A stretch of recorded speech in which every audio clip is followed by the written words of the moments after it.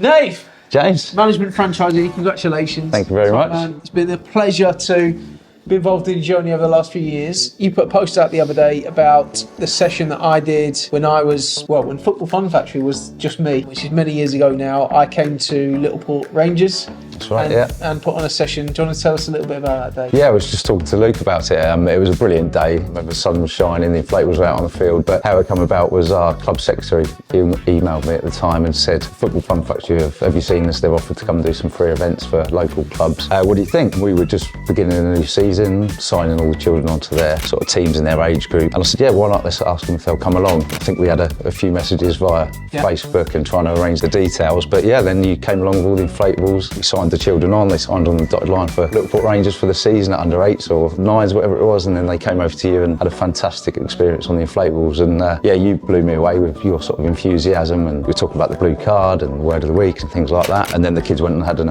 incredible time on the inflatables, which was, yeah, it blew me away. It was brilliant. And now you're doing it. And now I'm doing it, yeah, and I've done that for clubs as well, local grassroots clubs, which is bonkers. And I think that it's just a great example of how strategic relationships within the local community are really important. It's part of the business model. It's actually part of what we do and why we do it in terms of being really passionate about the local community. I think that's a big thing for you, Nave. Like we always give you that feedback. Obviously, Franchisee of the Year last year. Yeah. And part of that was just recognising how much you do within your local community. What does Littleport and surrounding areas mean to you? I've always lived in Littleport, went to school in Littleport, got my own family in Littleport, brought them up in Littleport, and it's everything to me. It's where I played grassroots football as a kid. It's where I made all my memories and all my friends. A lot of my family's, still there. I'm now chairman of the local football club. Obviously, deliver my Football Fun Factory sessions, work with local charities and businesses, and just try and support everyone in the community, really. I remember a couple of other days actually. The first being the session we did at Cams FA, because a lot of what you did at the outset was kind of right back in the day, really, where we was just establishing Football Fun Factory within Cambridgeshire specifically. So we were working with Cambridgeshire Football Association. I think me, Johnny, Kyle, Kiefer at the time went in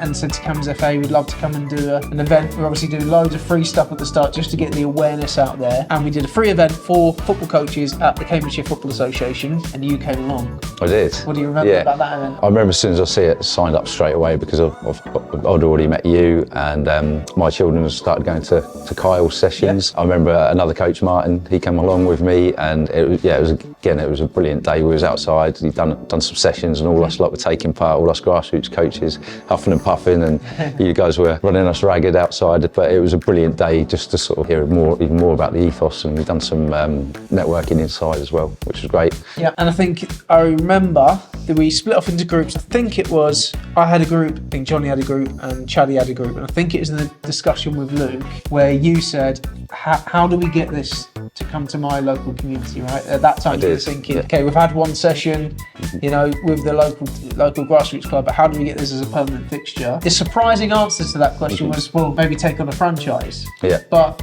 you weren't quite sure. No, I think at the time the franchise opportunity wasn't on my radar, and I think I even said to Kyle, you've got to come to Littleport. And he's like, I'm working on it, mate, I'm in early. But it weren't quite ready for him at the time either, and I think I left, there was any feedback on the bottom as we left, and I just put, come to Littleport. Didn't ever think that person would be me to do it. Obviously at the time I had a completely different job and was coaching grassroots, but yeah, never ever thought it would be me. What do you think the root of that was? If you take yourself back to that point in time, why not? You're a football coach. We're saying there's an opportunity to come in and run a football coaching business. Why not? What were the thoughts going through your mind that said, no, that's not for me? I think it was just down to my experience as a football coach. I'd stepped up as a parent volunteer and then ended up being coach of the team, and was almost sort of winging it at the time, learning where I could, grabbing sessions offline, watching you guys on social media and sort of trying to take a bit of that into it as well. I'd just done a level 1. Yeah. Just didn't think I had the experience for it. I had the passion for it. The passion was built pretty quickly from taking on my son's team, but yeah, just the qualifications and the experience. And so you look back, or I look back actually at that time, and I thought we probably didn't present the Football Fun Factory in the way that we do now, actually, because at that time you had me and Johnny, been at Cambridge United for different 10-year spells. You had Luke, professional footballer, came out, worked within the academy, into the youth development phase lead, into the professional phase, like really established and well-esteemed jobs within football coaching. And then Kiefer had come in and run the development centre programme at Cambridge. We're all from a football development background, and I think there's potentially a chance you'll be able to tell me where you sort of looked at that group of coaches and thought, where does a builder and grassroots coach fit into that? Yeah, you summed it up perfectly. It's like, how do I even compare myself to people coming from that sort of background and experience, really? So then you look at today and the session that we just had through there, we've done like an hour and a half's presentation on the management franchise, and we sat there with Matt, actually, who's actually from a similar background, or the closest to, where he had gone on to become a professional footballer, signed a contract, come out of that professional contract and still playing semi-pro, but gone into